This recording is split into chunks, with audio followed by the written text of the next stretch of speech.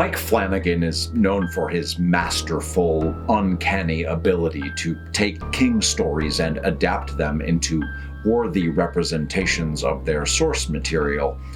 Hell, Flanagan seems to have that ability with just about every project he touches.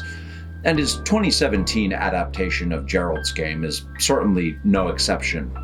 In fact, at times, Flanagan did such an outstanding job with his film that I had a hard time watching it.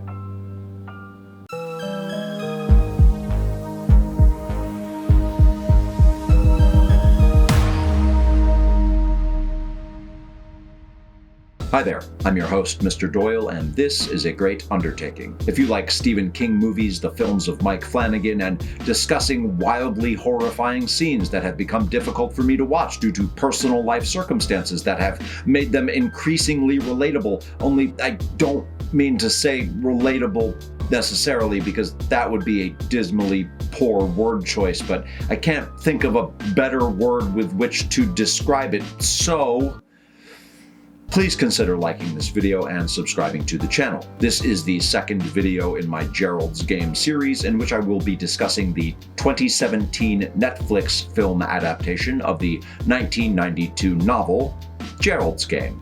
In my last video, I discussed the novel itself and some topics that YouTube reasonably determined were not advertiser friendly. So if you haven't seen my video for the novel yet, you can check that out after this one by clicking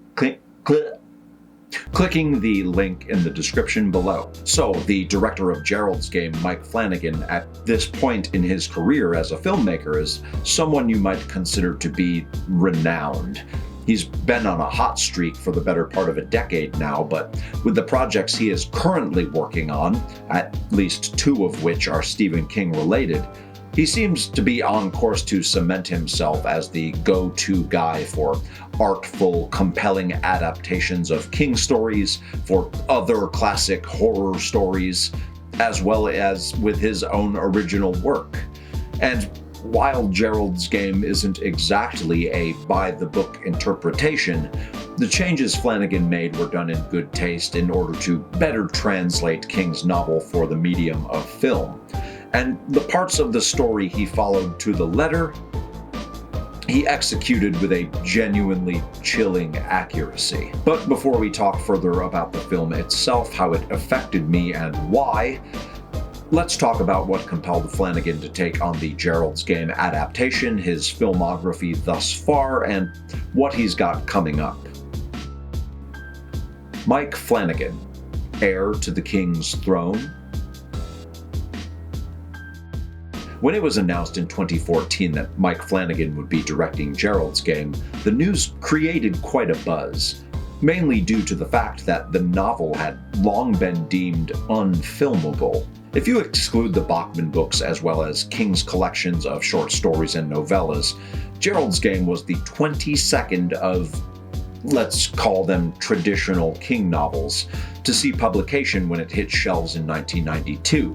But of those 22 traditional King publications, all but two have since seen either a feature-length film or TV miniseries screen adaptation following their initial publication. Sometimes the films were hot on the heels of the novel hitting theaters soon after the book's release. In some instances, it took a few years before the story was brought to the screen, but they got there eventually. And on other occasions, the books would be consolidated, bastardized, and slammed into a misguided, unmitigated movie that absolutely no one liked some 2 decades later. But at the time of publication of Gerald's Game, there were only 2 other traditional King novels which had not yet been, and thus far would not be, made into a screen adaptation of some sort. Those 2 novels being The Talisman and The Eyes of the Dragon, which I'm honestly surprised didn't get picked up for something. Anyway, the point of all that preamble was to say practically every Stephen King novel was being turned into a movie or TV show, especially in the early 90s when Gerald's Game was published. It was basically a guarantee that any King novel was going to get a screen treatment of some sort.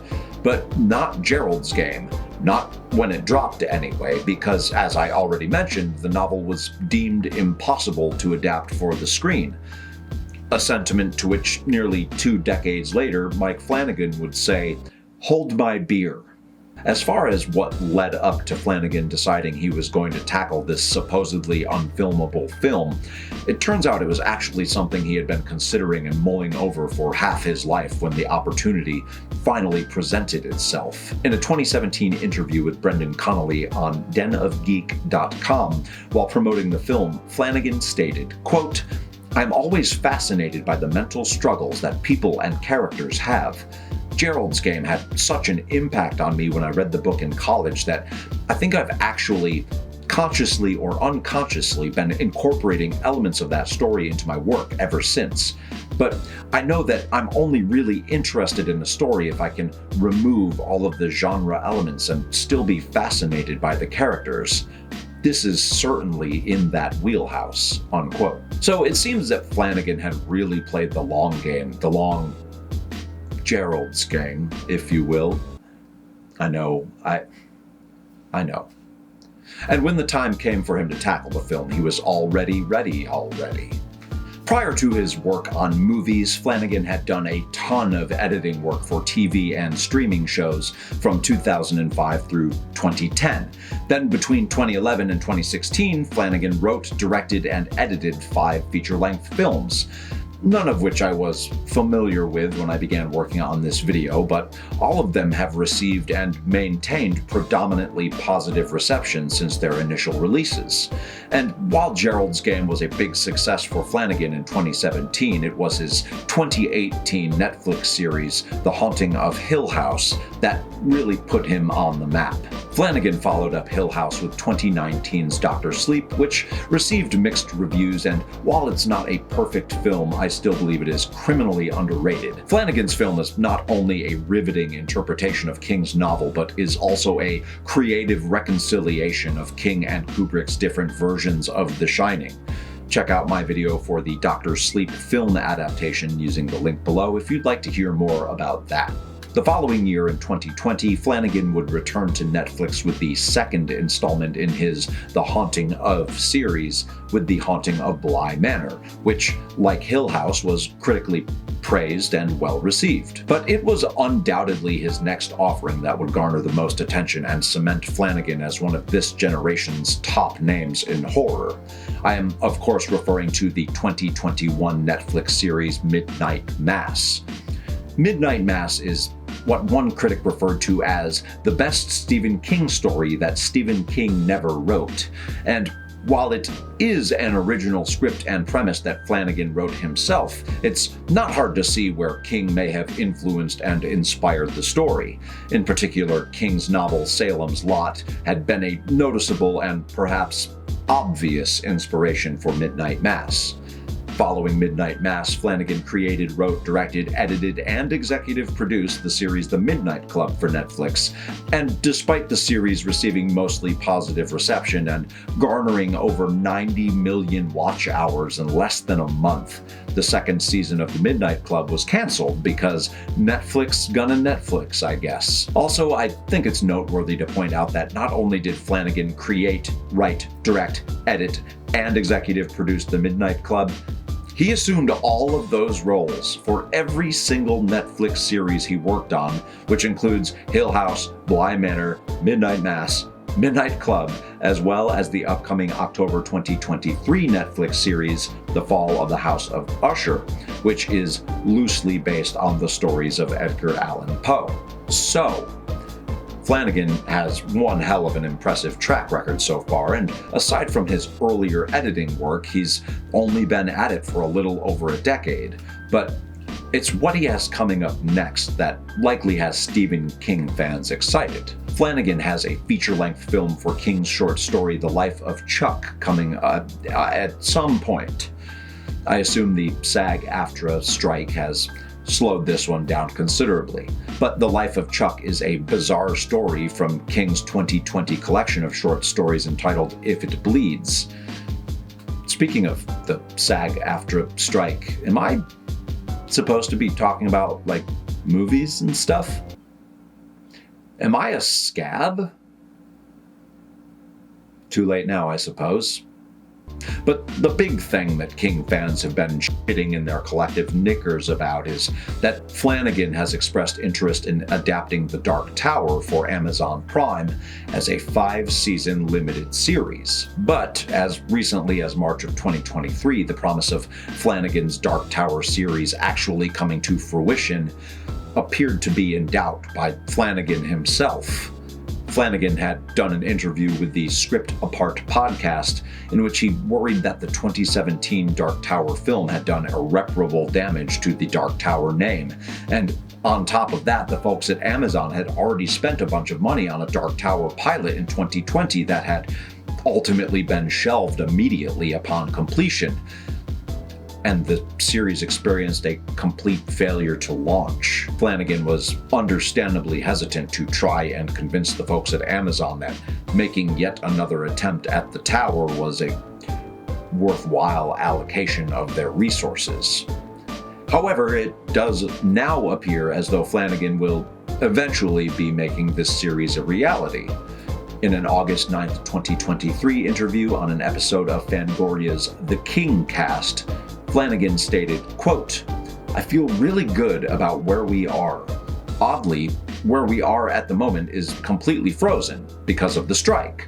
But we had a wonderful spring with it, the Dark Tower series, and we're making enormous progress on it. And I have every reason to believe that on the other side of the strike, it's gonna be priority number one. We have great partners on it that I can't talk about, and we've got some really exciting actors circling on it that I can't talk about. And we have some potentially groundbreaking approaches to the filmmaking of it that I just can't really talk about. But what I can say is that my fears that any momentum we had developed was going to be obliterated by the strike, well, I don't really worry about that. We're in a healthy place. We are, of course, in solidarity with the WGA and SAG, and once those immediate needs are taken care of and everyone's back to work, I think that's when we're going to immediately deploy. But it's going very well." Unquote. So yeah, it's safe to say we can expect big things from Flanagan in the coming years, and frankly, I'm stoked for it, even if The Dark Tower isn't my favorite of the King canon. Alright, that's most of what you need to know about Mike Flanagan, so now let's talk about Gerald's game and the fact that Mike did such a great job with the movie that I had a hard time finishing it. But first, won't you please consider liking this video, subscribing to the channel, and watching as I try to talk about child and without upsetting YouTube advertisers. Thanks in advance. Gerald's Game, 2017 Netflix adaptation.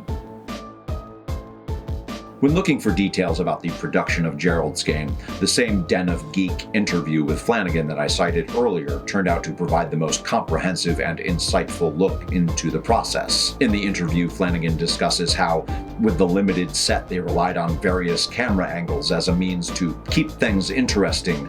In particular, he describes how they used tight shots to push inward when Jessie was going inside of herself, and wide shots when she was focusing outward.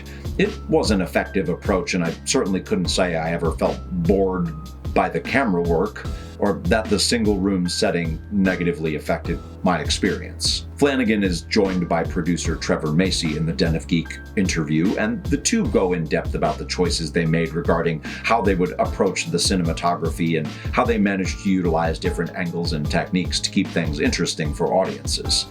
I left a link below to the full interview for anyone interested. As far as the changes from the original story go, the most noticeable difference was that rather than Jessie having internal conversations with various voices who represented different people and periods of her life, Flanagan had Jessie talking to both a version of herself that is not handcuffed to the bed and to an imagined still alive version of Gerald in a hallucinatory sort of way. It was a good decision and was certainly a much more effective way of conveying the thoughts and themes Jessie's character explores internally in the novel. Flanagan took those conversations that took place inside Carla's head, that inner dialogue, and figured out a way to externalize that voice. Additionally, Flanagan reveals that they shot the film mostly in order, which allowed them to capture the gradual disintegration of Jesse over time in a very natural progression. And by Jesse, I of course mean actress Carla Gugino, who, by most accounts, including my own, did an excellent and convincing job in the role. Gugino's performance conveys the desperation, the deprivation that such a character as Jessie requires. She truly does so much in the role that a lesser performer couldn't have hoped to accomplish, and she's mostly reliant on her facial expressions and on her ability to emote, as she is immobilized for the majority of the film. Gugino has an extensive, not to mention varied filmography, with her big screen debut happening in 1989 via a box office bomb which lost over $10 million entitled Troop Beverly Hills. Fortunately, Gugino managed to make a full recovery from her disastrous debut and has since starred in 60 feature-length films and has either starred or featured in 41 TV and streaming shows. Some career highlights include Spin City, Sin City, all three of the Spy Kids movies, and Gugino would also be a regular Flanagan go-to actor, showing up not only in Gerald's Game, but also in both Hill House and Bly Manor, and she will be appearing in the upcoming Fall of the House of Usher series. In addition to Carla Gugino, there was, of course, Gerald himself, as portrayed by Bruce Greenwood. Now, Greenwood may not necessarily be the most recognizable actor out there. Hell, when I was watching the movie, I couldn't for the life of me think of what his name was, and even after I looked it up, I couldn't be sure I'd actually ever known who he was in the first place. But that's not to say Greenwood hasn't been working his ass off in the industry for nearly half a century. When I was checking out his filmography, it was not uncommon for Greenwood to have acted in 3 or 4 movies in a single year. In fact, by the early 90s, on average, this dude was doing 4 movies a year, nearly every year until 2018. And on top of that, he's done a ton of TV shows and voiceover work. Some highlights from Greenwood's career include Capote, the 2009 Star Trek film, and Mad Men. I thought Greenwood did a great job in the role of Gerald. He has a certain hardened, weathered Clint Eastwood vibe about him. Greenwood was 67 at the time of filming, and I gotta say, homie looks pretty studly with his shirt off for a man pushing 70. Meow. There were 2 or 3 other characters and performances of note from the film that I will be discussing further in the next segment, but Gugino and Greenwood were the only 2 actors who spent a great deal of time on screen. But that's not to say they had the most impactful performances for me personally. The occultation. Occultation? It's a fancy way to say eclipse that I thought looked cool and have a hard time saying. During the first half of the movie, I found Gugino and Greenwood's performances to be solid. There were certainly some distressing moments. The dog wandering in and tearing away pieces of Gerald's flesh and then thumping down on the floor in view of Jesse to chow down comes to mind. But when I got to the halfway point of the film, it got much more difficult to watch. For those of you who know the story and have seen the film, you likely know what part of the film I'm referring to, but for anyone who may not be familiar, I'm referring to the scene in which Jesse, as a child, is taken advantage of by her father during a solar eclipse. The scene was nothing if not effective. In a span of less than 5 minutes, which felt like an eternity if I'm being honest, I came to hate Jesse's father for what he was doing, for the way he was manipulating her. I felt repulsed. The actor who played young Jesse's father, Henry Thomas, did an excellent job in his role. I mean, he walked the line between seemingly sensitive, reasonable parent and absolute loathsome scumbag very delicately. I mean, I imagine that for anyone who went into this movie without knowing where things were headed, they likely never suspected he was up to no good until he made his move. He was in fact such an effective actor that I had to stop the movie midway through the scene before things progressed to their inevitable climax. because it was difficult to watch, and because I knew it was going to get much worse, and I didn't want to see it. It was an anticipatory apprehension, I guess. Honestly, it's a difficult scene to get through in the book, but I found it far more difficult to watch in the film.